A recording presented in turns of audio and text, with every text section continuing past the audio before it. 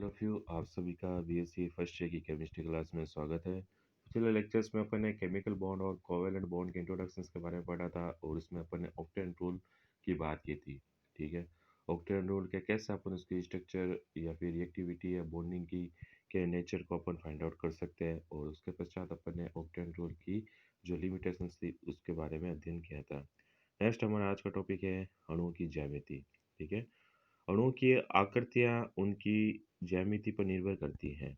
और ठीक है, और ज्यामिति भिन्न भिन्न होने पर क्या आकृतियाँ भी भिन्न भिन्न हो सकती है। ठीक है, ज्योमेट्री और शेप दोनों ही अलग चीज होती है, पहली बात तो ये ध्यान में रखना है आपको।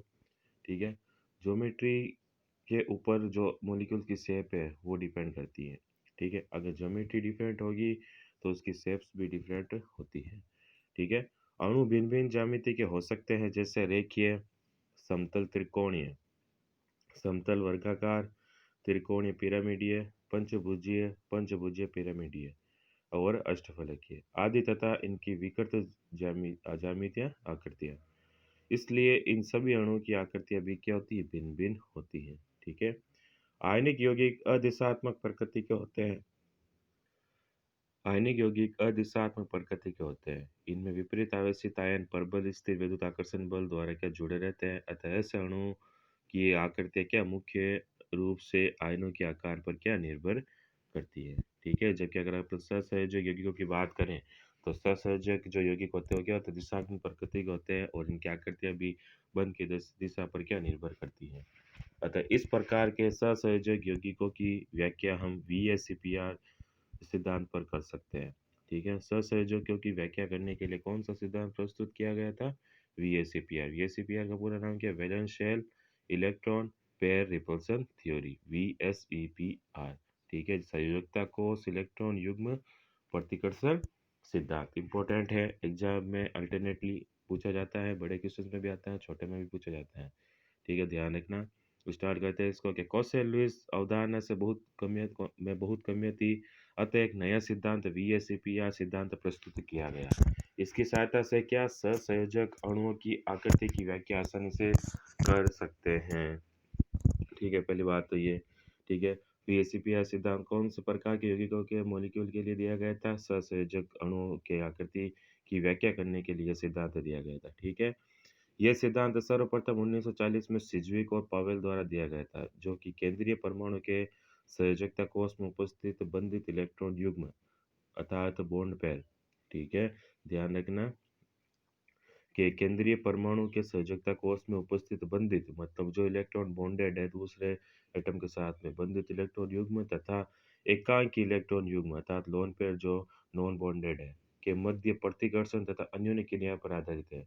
ठीक है, मतलब किसी भी केंद्रीय परमाणु के पास में अगर बंधित इलेक्ट्रॉन और अबंधित इलेक्ट्रॉन अर्थात जिसे अपन लोन पेयर कह रहे हैं, उनके बीच में जो लोन पेयर और बॉन्ड पेयर के बीच में जो रिएक्शन हो रही है ना, जो क्रिया हो रही है, उसके ऊपर ये डिपेंड है कौन सा VSEPR सिद्धांत।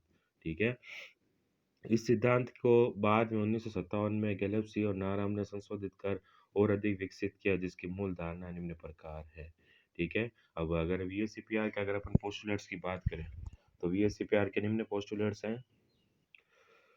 फर्स्ट पोस्टुलेट्स की अगर अपन बात करें कि किसी की अणु की संख्या केंद्रीय परमाणु के पास उपस्थित एकांकी व बंधी इलेक्ट्रॉन युग्मों पर अणु की ज्यामिति निर्भर करती है। ठीक है, मतलब मॉलिक्यूल्स की जो शेप है, मोली उसमें सेंट्रल एटम पर उपस्थित लोन पेयर और बॉन्ड पेयर की संख्या पर उसकी क्या शेप है जो कि डिपेंड करेगी। दूसरा है केंद्रीय परमाणु की संयोजकता कोष में उपस्थित इलेक्ट्रॉन एक दूसरे को क्या करते हैं, प्रतिकर्षित करते हैं, क्योंकि इनके इलेक्ट्रॉन नंबरों पर क्या होता है, ऋणावेशित होता है। ठीक है, मतलब किसी भी अगर अपन परमाणु के संयोजकता कोष में जो उपस्थित इलेक्ट्रॉन है, मतलब जैसे कार्बन के 4 इलेक्ट्रॉन है। ठीक है, ये चारों इलेक्ट्रॉन अब क्या करेंगे, एक दूसरे को क्या करेंगे, प्रतिकर्षित करते हैं, क्योंकि इलेक्ट्रॉन नंबरों पर क्या होता है, नेगेटिव चार्ज होता है, समान चार्ज होता है। और समान चार्ज क्या करते हैं, एक दूसरे को प्रतिकर्षित करते हैं।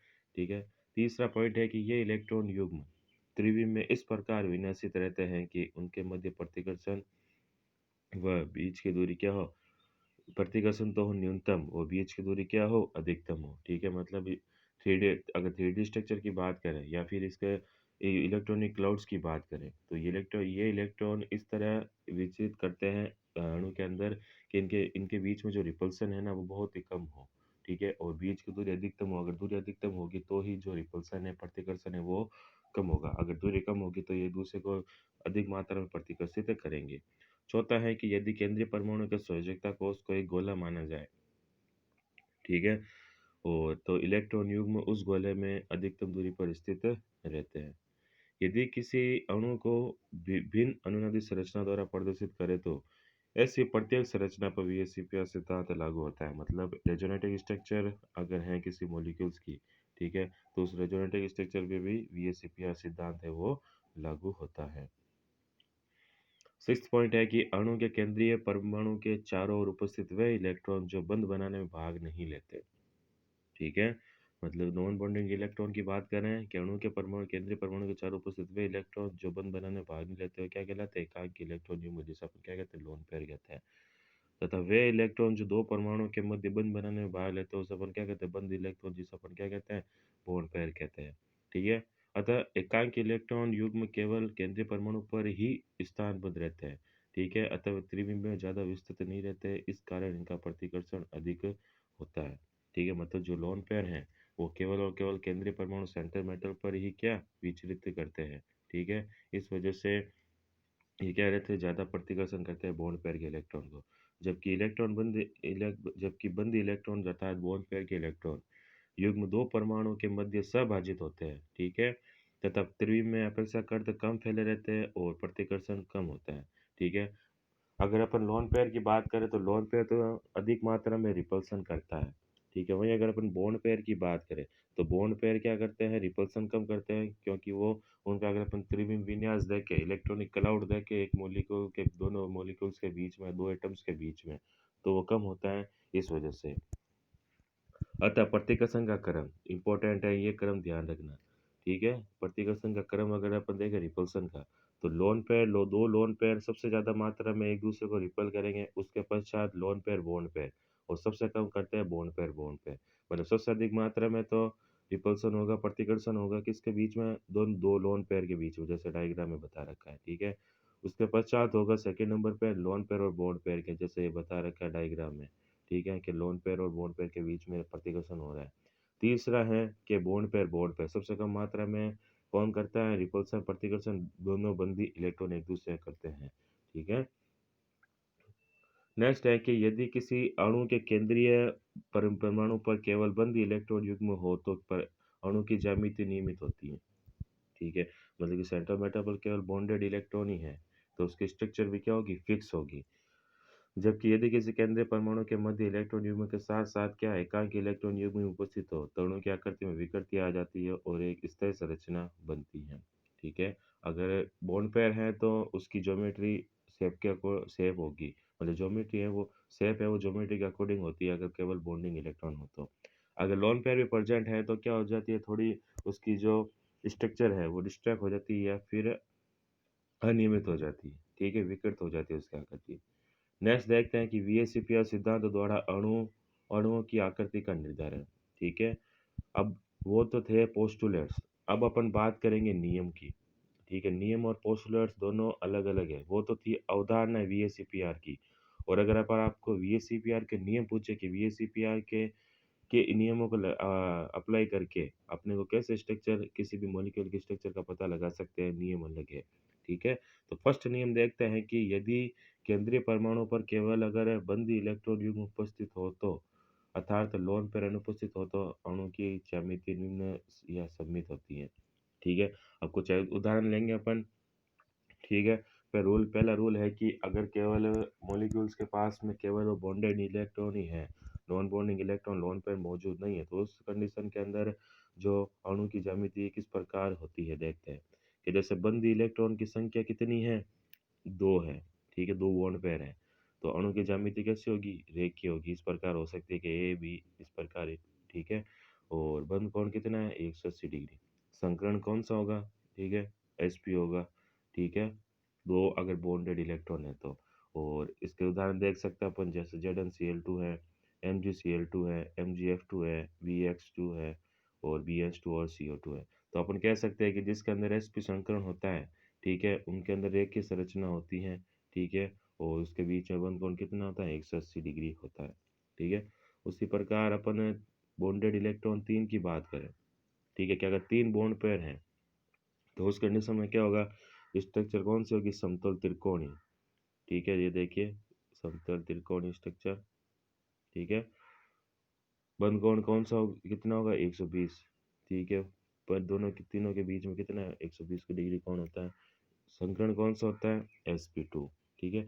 अब जैसे जैसे बॉन्ड पेयर की संख्या बढ़ती जाती है तो संकरण की संख्या भी बढ़ती जाती है, तो sp2 हुआ, एग्जाम्पल है bx2 bh3 so3 lcl3 और c2h4। अब अपन बात करते हैं कि अगर बॉन्डेड इलेक्ट्रॉन की संख्या 4 है तो उस कंडीशन में क्या होगा, स्ट्रक्चर टेट्राहाइड्रल अर्थात चतुष्फलकीय, चतुष्फलकीय का बंध कोण अपने को सबको पता है कितना होता है, 109.5 डिग्री। संकरण कितना होता है, sp3, और इसका एग्जाम्पल कौन सा है, ch4, सब NH4 प्लस SiX4 और SnX4। नेक्स्ट अपन बात करते हैं कि अगर बॉन्डेड इलेक्ट्रॉन कितने हो, 5 हो, ठीक है, उस कंडीशन के अंदर कौन सी स्ट्रक्चर होगी, त्रिकोणीय, त्रिभुजी या द्विपिरामिडीय, ठीक है। दो तरह की स्ट्रक्चर हो सकती है।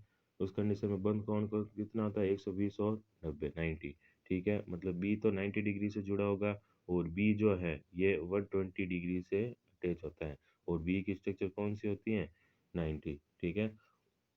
हाइब्रिडाइजेशन कितना होगा, sp3d।